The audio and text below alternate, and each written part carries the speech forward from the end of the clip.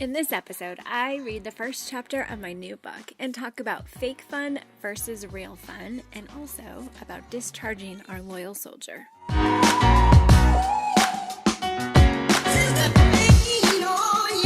Hey friends, we're back after a little break for winter and very excited about spring. And in this episode, I'm going to read the first chapter of my new book called Have More Fun for You.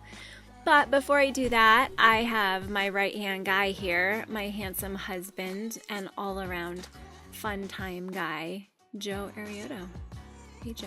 I like that title. All-around fun time guy? Yeah, that's pretty accurate, I think. I think so, too. What are you up to today? I cried a little bit watching your new theme release video. You did? Honestly, yeah. I don't cry often, but they were like tears, actual tears. It was very moving. Yeah. I think it's going to be a very interesting year filled with a lot of amazing stories. I'm going to tell a backstory here that we didn't share on the video because it felt a little too personal, but because we're friends. So if you go to MOPS International on our Facebook page, you can see the video where we talk about our new theme for the year. And we helped a bunch of our friends out in various ways, but one of the women on there, the one who we delivered food to her house, so we just showed up to her house randomly, and she just started sobbing after we brought all the food in, and she told us that she had been praying that whole day, trying to figure out what she was going to do because the next week was spring break for her kids, and she had determined that she was going to have to call up the kids' dad and ask him if he could take the kids for the following week, even though it was her week, because she didn't have enough money to buy food for her family for the next week, and she wasn't sure she could feed her kids, and so she figured her only option was to send her kids to their dad's house. And so she was just so overwhelmed by how God provided, and it was really a remarkable moment to be a part of. Even we had no clue what was going on in her life. We just knew that it would probably be a blessing to her family. Well, and I think that's probably what, because I knew the backstory. Yeah. And so, but I hadn't seen the video. Yeah. I hadn't seen the video yet. And so knowing the backstory and then seeing that, I was like, I don't think I could watch it again now. I know. Without crying.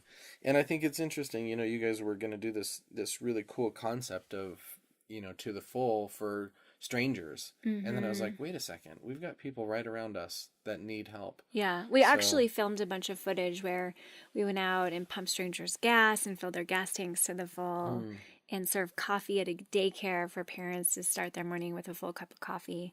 And then as we saw the video progress, we were like, no, that's just not the angle we want to take here, because like you said, we've got people who we know are friends, who we see every day, who are in, have needs that we could fill to the full. So, yeah. That was cool. Yeah. So, yeah, aside from, and crying. I saw all the tags like, I'm not crying, you're crying.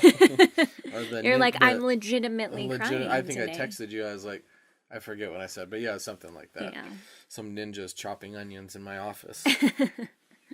So, I had a question before we dive in and you read the first chapter, which I think might be my favorite chapter of the book. Yeah. Because of the one story that I just love in it. But what do you feel like prompted you to write the book? Like, why did you write Have More Fun? Really, it was because I needed it. And that's like the whole emphasis behind even thinking about having more fun and writing the book, was because I desperately needed more fun in my life.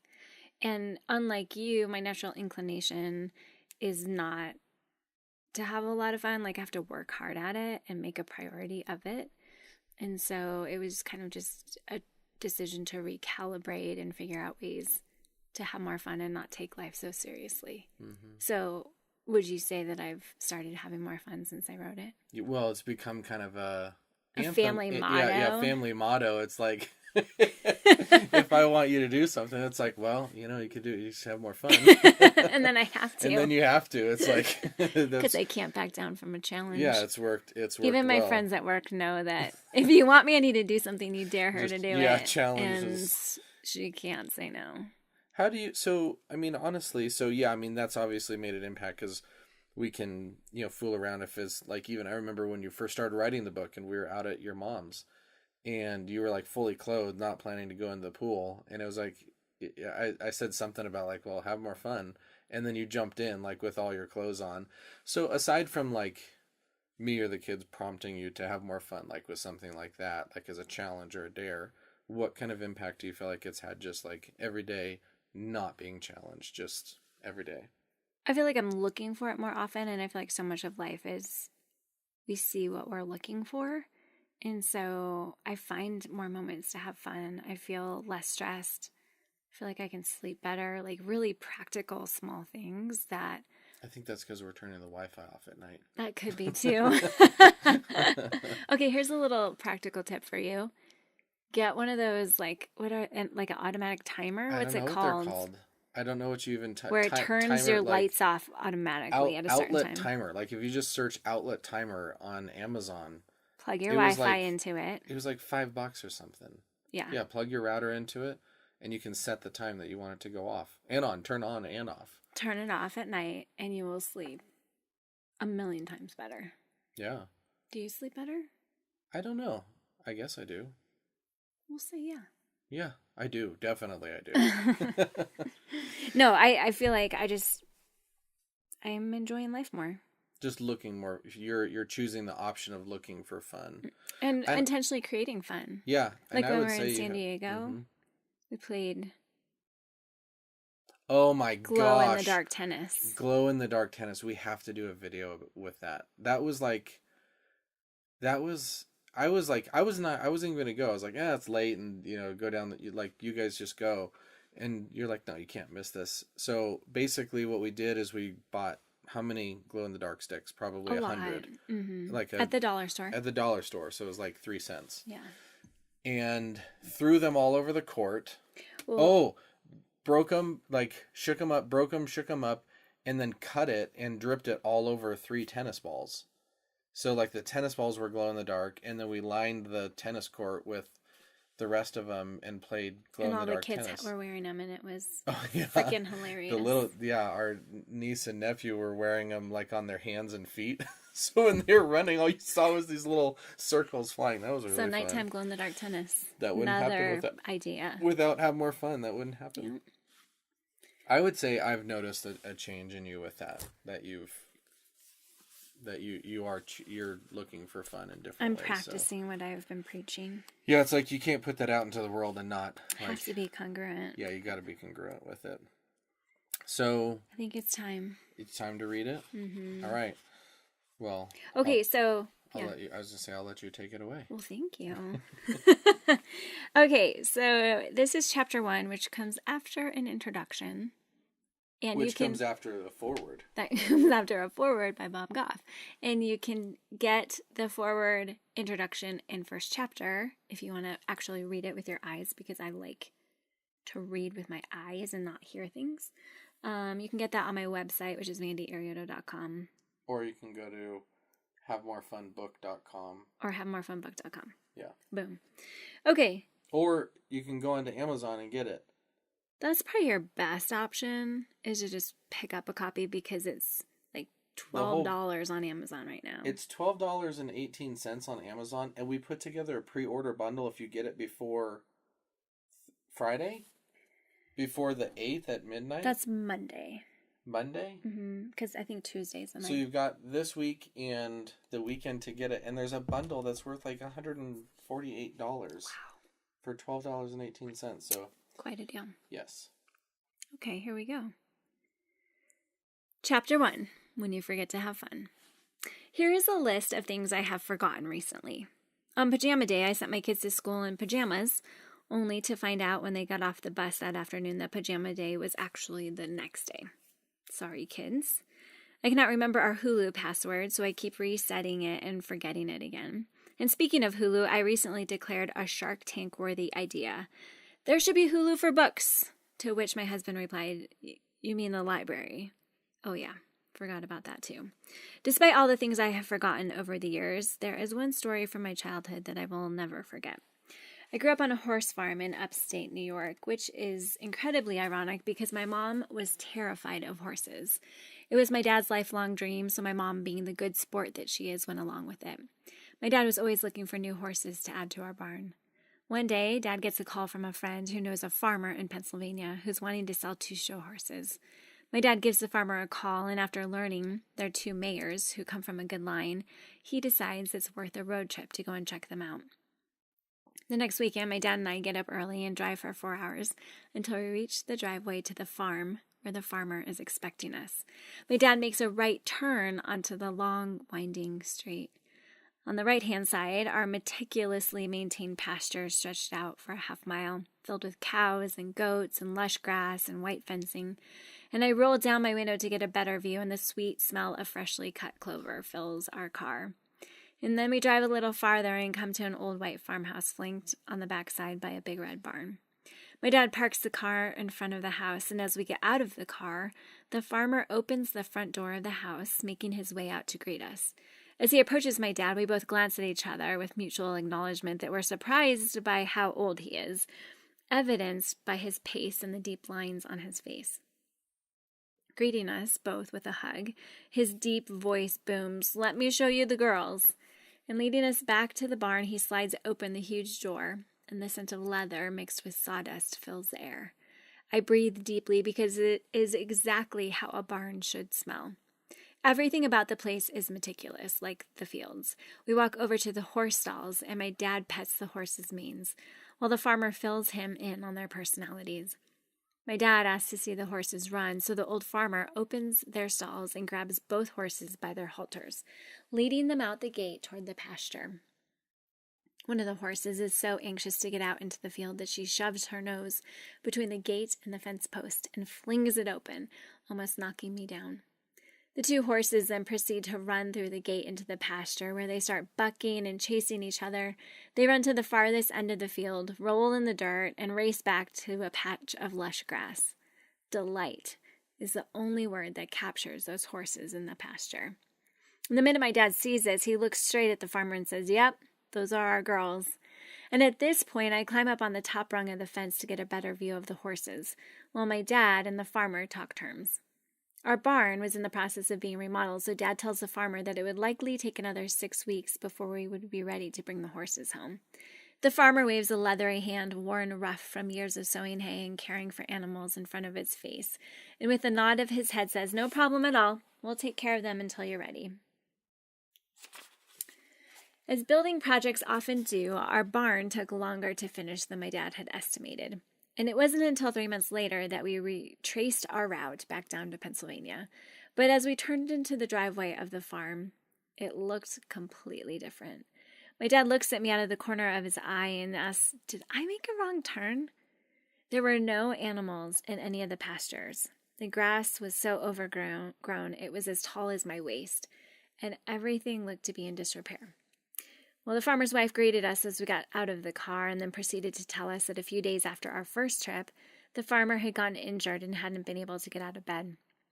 Because he couldn't farm, he didn't have the money to care for the animals, and he was feeding them the bare minimum to keep them alive until he was back on his feet.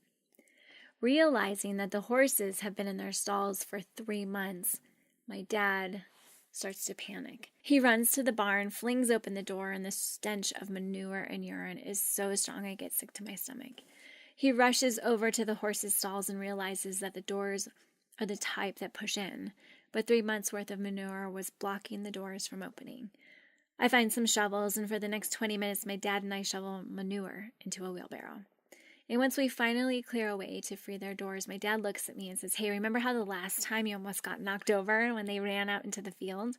How about you climb up on these bales of hay so you're safe before I open the doors?" And I comply.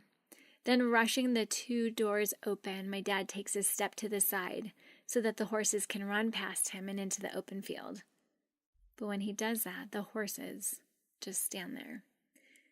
We grab lead lines and try to pull them out of their stalls, but they won't budge. And at this point, my dad realizes that these 2 beautiful girls had forgotten what freedom felt like, forgotten who they were created to be, and he just starts weeping. And I have to tell you, this image has stuck with me for nearly 30 years. And in many ways, isn't their story our story as well? We forget what fullness of life feels like because stagnancy sneaks up on us. We don't realize it's happening until we find ourselves standing in our own crap, scared to leave the comfort of what we know, and malnourished from years of self-contempt. Because of the nature of my work at MOPS International, I get to travel the world and talk with lots of women. And everywhere I go, I hear the same two things. It doesn't matter where I am, whether it's sitting on a dirt floor of a home in Honduras or in a corner office in New York City. First, women tell me they feel exhausted because they are doing so much. And second, they tell me that they don't feel like they're doing enough with their lives. Exhausted because they're doing so much and terrified that they aren't doing enough. We are running around at the pace of chihuahuas on cocaine while simultaneously feeling like we are stuck, tired, and lonely. God is stirring our souls, but we can never get to them because we're so busy pinning recipes to our Pinterest boards, which we'll never actually use because we don't have time. We are a generation of women who have forgotten what it feels like to be fully alive. Before we can talk about how to have more fun, it seems to me that we need to figure out how we got here, to the place where we have forgotten to have fun in the first place. I believe it has something to do with 3 random and seemingly unrelated things: the Puritans, paper cuts, and fake fun. The Puritan work ethic. America's cultural destiny was set in motion in part by Puritans who left Europe looking for religious freedom. They brought with them a morality rooted in the virtues of hard work, self-discipline, self-reliance, and frugality. And the demands of starting a new society from scratch were no doubt relentless, since there are always more things that need to be done. It would have been easy to frown upon having fun when all able-bodied people were desperately needed to meet needs and build a new world. How could one legitimately rationalize taking time to have some fun when one was needed at the plow or in the kitchen? Besides, by doing more, one could feel useful, which would be a reward in and of itself. Fun was also moderated to maintain propriety, caricatured in a famous quote from cultural critic H.L. Mencken, who said, "Puritanism is the haunting fear that someone, somewhere, may be happy." And so if at any point in the last year you have felt lazy or chastised yourself for procrastinating, you are experiencing some vestige of Puritan moralism. If you at some point opted to do just one more thing, or had vacation time left over at the end of the year because it was just too hard to get away, and there would be piles of work waiting for you when you returned, you have lived out the Puritan work ethic firsthand. If you have felt like you shouldn't be enjoying yourself because there are so many other people in the world who are suffering, you are in the club as well. Second, death by paper cuts. An idea my therapist shared with me has helped me understand why some of us aren't living with joy and gusto, and that's the idea of paper cuts. She explained to me that everyone at some point feels stuck because we pick up things along the way that are too heavy to be holding. And sometimes it's big things like loss or addiction or abuse or secrets that feel too shameful to say out loud, so we just put them on our back and lug them around for 40 years. But what is more common is what she calls death by paper cuts. And this is when you experience a bunch of little things, hurts, embarrassments, or disappointments over the years. And you think they shouldn't impact you, but then one day you realize that the cumulative effect has created a massive gaping wound that you didn't even notice was there. And it isn't until you become aware that you have overwhelming anxiety or exhaustion, or that you've begun to shrink back, that you've stopped being honest to avoid getting hurt again, that you realize that all those small wounds have worn you down to where it feels too tiring or irresponsible to choose fun. And third, fake fun. Fun is a word that can be deceiving because it can be used to describe the best and worst of human behavior. Bullies who torment others for fun, or addicts whose fun disintegrates relationships might think they're enjoying themselves in the moment. But that is fake fun. We believe we're doing something that should feel enjoyable, but in the end it leaves us feeling more isolated and worse than when we started. If in doubt about what kind of fun to pursue, here are 3 ways to spot a fake. You won't regret real fun. Fake fun makes you feel like hell. Unworthy pursuits all have the same wretched aftermath: regret, hangover, shame, and feeling like you need to keep things secret. Real fun will leave you energized and like the best version of yourself. Fake fun ignores stress, and real fun fixes it. I know a guy who defines fun as smoking pot and playing hours of online gaming. The more work stress he's under, the more pot and gaming he does, because he believes it helps him forget the anxiety and responsibilities that are demanding his attention. His stress never gets better, and he lives in an unending cycle of stress and fake fun. Another friend with similar work stress mobilized her colleagues who were all feeling the same way, and they all decided to do CrossFit together at lunch to burn off some steam. She says that they had so much fun laughing together about how hard it was. Not only that, once, when they were driving back to the office from class, they figured out a way to distribute work more efficiently so that everyone's stress level lowered. My proactive friend is having way more fun than the thinly veiled distress loop of my other buddy. Fake fun is never satisfied. Healthy fun is typically a renewable pleasure. No matter how many times we do it, it's still enjoyable. For example, if you have a healthy appreciation for food, eating will always be fun at every meal. But if you're devouring more than your body needs, you start to need more and more extreme amounts to make food interesting. Or if you have a voracious demand for more and more expensive toys, kinky sex, online shopping for stuff you don't need or use, achievement at work, and so on, the root of your craving is likely an inner void that will keep demanding more and never be satisfied. And when we wake up and realize that we're wasting time on fake fun, the common mistake is to try to replace bad habits with something we consider to be more virtuous, like exercise or dieting, but this doesn't usually work. The only thing that can successfully replace fake fun is real fun.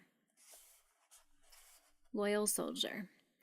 I have used all of these tactics, puritanical reasoning, wounds from paper cuts, and fake fun to reason with myself about why it was okay that I wasn't having more fun. In some circles of therapy, this is called being a loyal soldier to sabotaging thoughts. I call it being not very fun to hang out with. Richard Rohr, in his book Falling Upward, talks about how after World War II, some Japanese communities noticed that their returning soldiers were struggling to assimilate back into their everyday lives. Their only identity during their most formative years had been to be loyal soldiers to their country, and the trauma and weight of war were heavy. And now, coming home, they needed a new identity that was bigger than war, a more expansive understanding of themselves as wholehearted humans. And Rohr explains that the action taken to heal their situation was this. The Japanese communities created a communal ritual whereby a soldier was publicly thanked and praised effusively for his service to the people. And after that was done at great length, an elder would stand and announce with authority something to this effect. The war is not over. The community needs you to let go of what has served you and served us well up until now.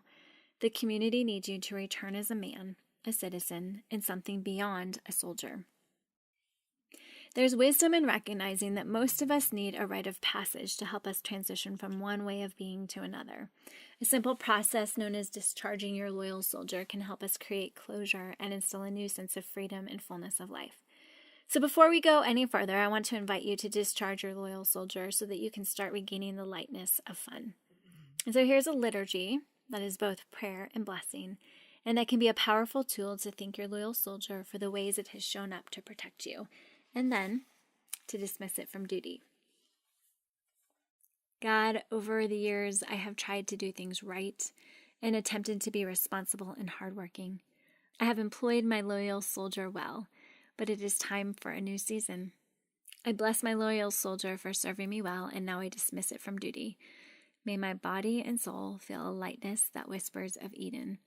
May fun return to my days, not in frivolousness, but in fullness of life. And may I invite my family and friends into this same experience of freedom. Let it be so. Once that loyal soldier has been thanked for its service and sent on its way, you get to start living life as a fun-loving civilian. Yes, you'll still need to buy groceries and drive carpool and clean the occasional toilet, or make your kids do it, but you no longer have to be bossed around by a rigid commanding officer.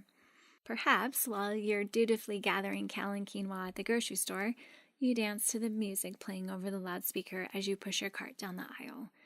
Or perhaps on the day you pick up all the neighborhood kids from school, you show up wearing a wig of neon green hair. The win in discharging your loyal soldier is that you are set free to embrace the joy of living again.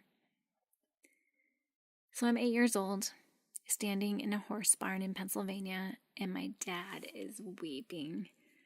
Not being one to linger with his emotions for very long, he looks at me and says, "We've got this." And then he creates a plan. He decides that we're going to sleep in the barn for as long as it takes to help those horses remember who they are. He goes out and buys sleeping bags, which we lay in the hayloft. And over the next few days, we bathe the horses, clean out their stalls, and each day my dad feeds them nourishing food by hand. And each time, he leads them a little bit farther out toward the pasture. Until on the third day, the horses had regained much of their strength, and my dad had gained their confidence enough to lead them out of the barn, through the gate, and into the pasture. And as soon as they crossed through the gate, their ears perked up, and you could see them remembering what fun it was to be out there. They felt the sun on their backs and started running around and bucking and chasing each other, rolling in the dirt and eating grass. And that night we had a hard time getting them back into the barn, because once you remember what fun feels like, you never want to go back to standing in your own crap. This book is your invitation back out into the field. All right, so that was chapter 1, and in the book you'll read so many more funny stories, real things that happen over the course of my everyday life that are a little bit surprising, stories about Joe Arioto, who is very gracious about letting me tell things about our family, and there's a ton of practical ideas on how to start having more fun in your life right now. So I would love it if you would go to Amazon right now and pick up a copy. There it's $12.18.